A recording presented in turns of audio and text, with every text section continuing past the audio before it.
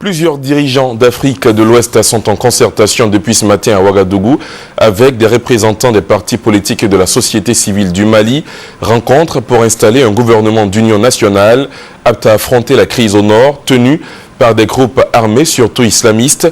Le président burkinabé Blaise Compaoré, médiateur pour la CEDEAO, le président Alassane Ouattara, président en exercice de la CEDEAO et 5 autres chefs d'État ont répondu présents au rendez-vous avec les forces vives du Mali à Ouattoré.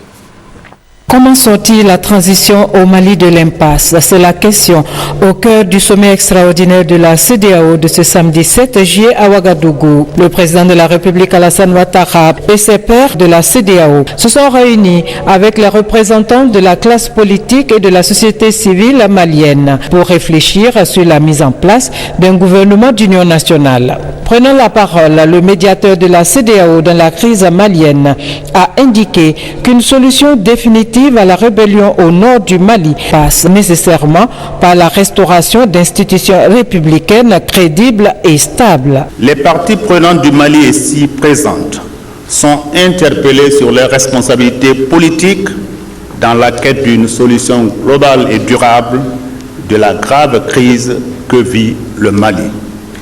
Les différentes contributions éclaireront les chefs d'État du groupe de contact dans les actions à engager pour conforter les assises du gouvernement et résoudre avec l'appui de la médiation et de la communauté internationale le problème sécuritaire et humanitaire de la partie septentrionale du Mali. Pour le président ivoirien Alassane Ouattara, président en exercice de la CEDEAO, cette rencontre est une opportunité pour engager des discussions approfondies avec la classe politique et la société civile malienne. Nous sommes tous conscients que nous ne pouvons tolérer la partition de ce pays frère qu'est le Mali.